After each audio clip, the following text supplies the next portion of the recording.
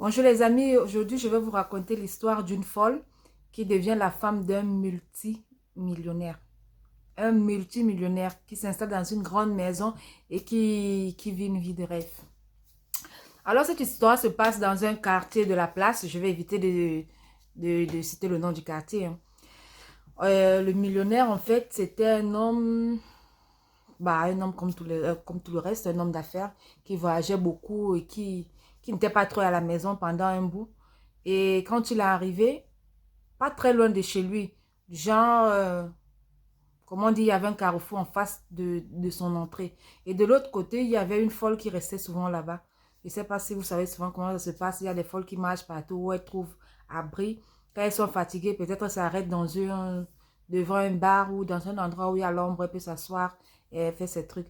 Et donc la folle, chaque soir, allait dormir dans le bar, devant le bar qui était à côté de chez lui. Bah, pas très loin, à quelques mètres. Donc, quand il rentrait souvent du travail vers 22 heures, quand le bar fermait, vu que c'était un quartier un peu sec, pas très habité, pas très mouvementé, quoi. Le genre qui ferme un peu trop les boutiques, les bars ferment un peu tôt. Le bar qui était là, le bar où elle aimait dormir, fermait souvent vers 22 heures, plus tard à 22 heures. Et le monsieur, quand il rentrait souvent vers 23 heures, 22h30, il voyait toujours la folle couchée là-bas. Un jour, il s'est arrêté, il a parlé à la folle, il a commencé à causer avec la folle et tout et tout. Après, il a commencé à faire des cadeaux à la folle. Dès le début, elle était agressive, comme toutes les folles. Elle était agressive parce qu'elle ne savait pas ce qu'il voulait, elle ne savait pas s'il voulait du mal ou si c'était juste par pitié qu'il venait ou je ne sais pas. Après, il a commencé, quand il rentre, quand il voit la folle, il gare sa voiture quelque part, il vient à pied. Parfois, même il guettait s'il y a les gens ou pas. Il vient avec des cadeaux, il achetait des yaourts, des trucs comme ça. Et la folle, elle a commencé à prendre et un peu, elle a commencé à... Enfin, elle a baissé la garde, quoi. C'est comme ça qu'il a commencé à la flatter, elle a flatté. Et il a commencé à coucher avec la folle. Et oui, il a commencé à avoir les rapports sexuels avec la folle. Donc, elle s'est tellement habituée, c'était un peu comme son bon samaritain. Il a su la flatter, il a su gagner je ne sais pas si je vais dire son affection. Et c'est comme ça, chaque fois qu'elle le voyait, elle était contente. Chaque fois qu'il rentrait, quand son heure arrivait déjà, elle attendait. Elle attendait qu'il rentre, elle ne dormait même plus, elle attendait seulement qu'il rentre. Quand il vient comme ça, il la prend parfois dans sa voiture.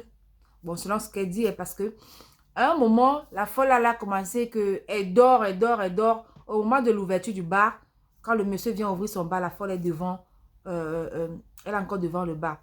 Le monsieur, d'abord, il ne savait même pas qu'il y avait une folle qui dormait là parce qu'elle se levait très tôt. Il a commencé que quand il vient, il la trouve là, il la chasse.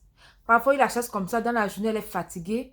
Elle ne sait pas où aller. Elle revient, comme c'est là-bas qu'elle a l'habitude de dormir. Elle vient, commence à tourner autour du bar. Elle tourne autour du bar. Et elle mettait même les clients mal à l'aise.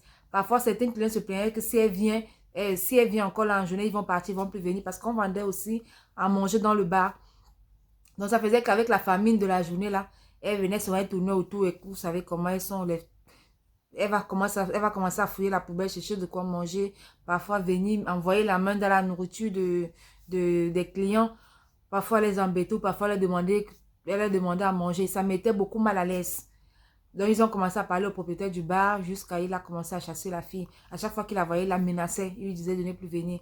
Mais elle étant fâchée, étant fatiguée, ne sachant pas où aller, bah, c'était un peu comme le chez elle, quoi. Donc, elle tournait, tournait, revenait toujours, elle s'asseyait, il la chassait, tournait, tournait, tournait. Et quand la nuit arrive, elle repart se coucher où elle a l'habitude de dormir. Donc, elle a commencé à beaucoup dormir, elle a commencé à être bizarre. Les gens maintenant qui étaient souvent autour ont commencé à se poser la question, pourquoi la folle c'est comme, pourquoi elle est devenue bizarre comme ça? Elle était... Bref, tout le monde sentait, tous ceux qui la connaissaient sentaient que quelque chose n'allait pas. Et après un moment, on voit le ventre commencer à sortir. On voit le ventre commencer à sortir. C'est là que les gens se posent des questions, mais qui peut avoir le cœur de faire un truc comme ça à une folle? Qui peut être mauvais à ce point? Quelqu'un qui n'a pas toute sa tête, comment il fait pour avoir des rapports? Et on a commencé à lui demander qui est le père de son enfant, qui l'a enceinté. Et quand il disait qu'il l'a enceinté, ça faisait rire. Ça faisait rire. On disait le monsieur qui était celui qui avait la plus grande maison du quartier. C'était le plus riche de la zone. Ses enfants, ils avaient des... Ils étaient tellement riches. Je ne sais pas comment expliquer. Quand tu faisais ça, les gens se moquaient d'elle. Les gens disaient que donc tu as tourné. Et puis c'est lui que tu as vu que tu vas dire sur le père de ton enfant. Donc tu n'as pas trouvé autre personne. Dis que tu ne connais pas le père de ton enfant, peut-être on t'a violé. Les gens commencent à se dire que peut-être on l'a violé, comme c'est que certains ne tiennent pas. Elle, peut-être on ne sait même pas qui a fait ça, donc voilà quoi. Donc il y avait des moments où c'était avec pitié, c'était venu donner. Et le monsieur même lui-même, il ne passait plus là-bas. Quand il a su, il a arrêté de... Quand il a vu qu'elle devenait bizarre, lui aussi il a arrêté de passer. Il a arrêté de passer là-bas. Donc, un jour après avoir tellement attendu le monsieur, qu'est-ce qui se passe? Elle décide d'aller chercher le monsieur. Comme sa maison n'était pas très loin, elle savait où il vivait. Elle part et se place à l'heure où il a l'habitude de sortir tôt le matin. Elle est partie se placer devant le portail du monsieur. Le monsieur en sortant aussi, il est sorti avec sa femme. Elle n'a pas voulu prendre sa voiture ce jour. Je ne sais pas s'ils avaient un rendez-vous ensemble, mais ils sont sortis ensemble. Quand le monsieur la voit, elle est devant le portail. Il commence à klaxonner, les gens, il faut quitter. Elle ne veut pas quitter. Bon, c'était le chauffeur qui était au volant. Il klaxonne. Il lui dit, mais qu'est-ce que la folle... Le monsieur lui dit, mais qu'est-ce que la folle la veut? Le chauffeur dit qu'il ne sait pas ce qui se passe. La folle est venue, elle s'est placée devant la voiture comme ça là. Elle dit qu'elle montre, elle droite seulement le monsieur comme ça. Genre, elle veut parler au monsieur quoi. Et lui, il savait ce qui se passait. Mais personne, les autres ne savaient pas. Donc le chauffeur, qu'est-ce qu'il fait? Il descend de la voiture, il prend le bâton, il chasse la folle. Il lui dit, si tu reviens encore, je vais te frapper. C'est comme ça que la folle s'est écartée, ils sont partis. Dans l'après-midi, quand ils reviennent, la même chose. Le gardien, il a dit au gardien qu'il ne veut plus voir. Le monsieur a dit au gardien qu'il ne veut plus voir la folle. Qu'il ne veut plus que la folle vienne se placer devant sa maison. Il ne sait pas pourquoi. De toutes les maisons du quartier, c'est seulement devant chez lui. Et même la femme du monsieur était étonnée. Pourquoi seulement chez moi? Et en plus, même une femme enceinte qui... Et même dans les blagues, sa femme a demandé au gardien, j'espère que la femme, elle n'a pas reconnu quelqu'un ici. Et j'espère que vous ne touchez pas cette folle. Ils ont dit, mais non, le gardien a dit, mais non, je suis mariée, j'ai les enfants, ça ne peut pas être moi et tout comme ça. Donc, elle a dit que, ok, c'est pas grave, elle est rentrée chez elle. Le ventre a commencé à sortir. Finalement, la fille, elle accouche. La fille accouche. Quand les gens viennent regarder, elle a accouché déjà dans la rue. C'était dans la nuit, on ne sait pas comment elle a fait.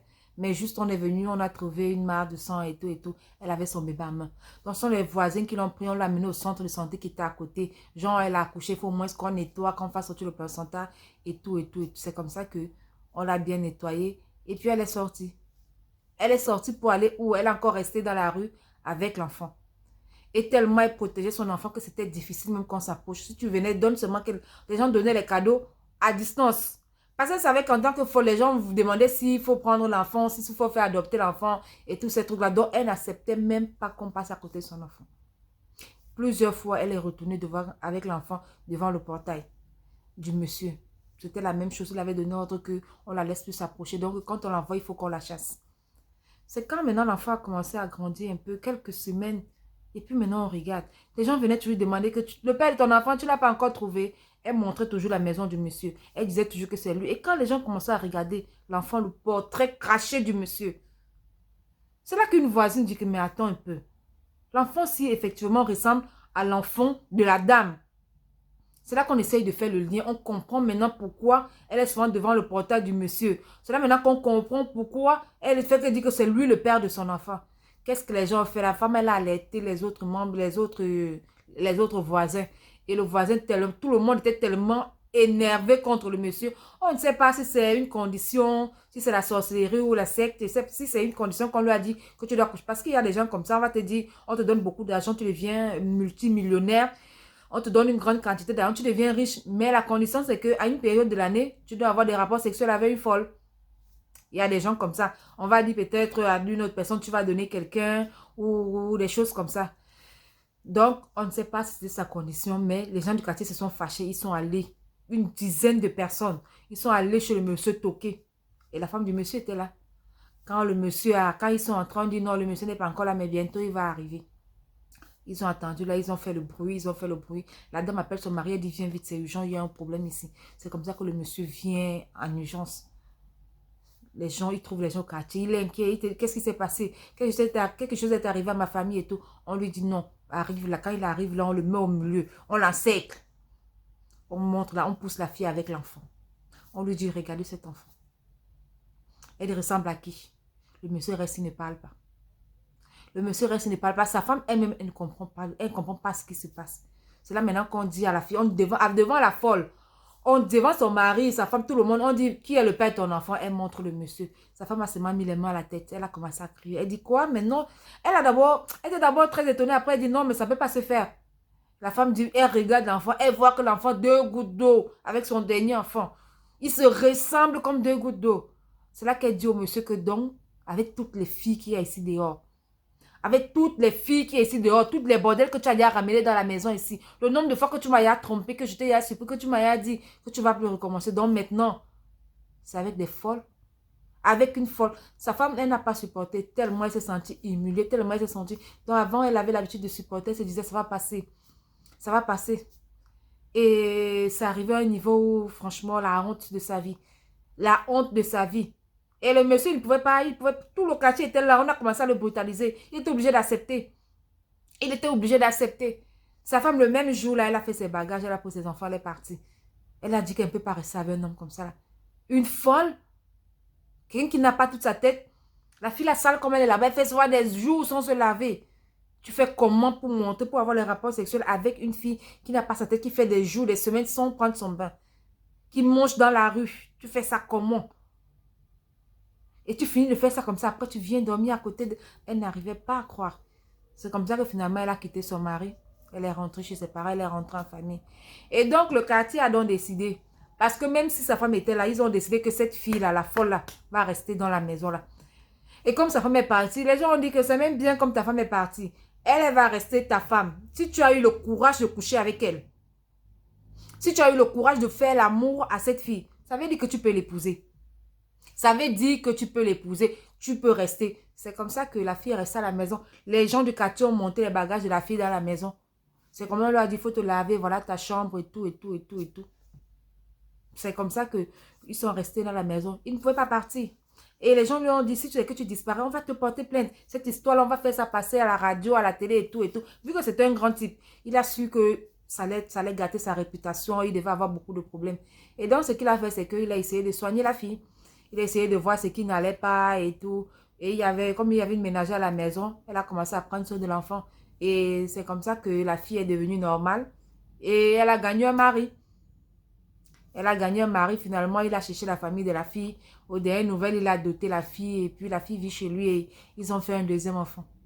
Donc voilà l'histoire. Elle passe de folle à femme de multimillionnaire. Bon, j'espère que cette histoire vous a, je ne sais pas si je vais dire vous a plu ou vous a ému. Donc, je vous dis de rester scotché pour une autre histoire et surtout n'oubliez pas de vous abonner. À bientôt.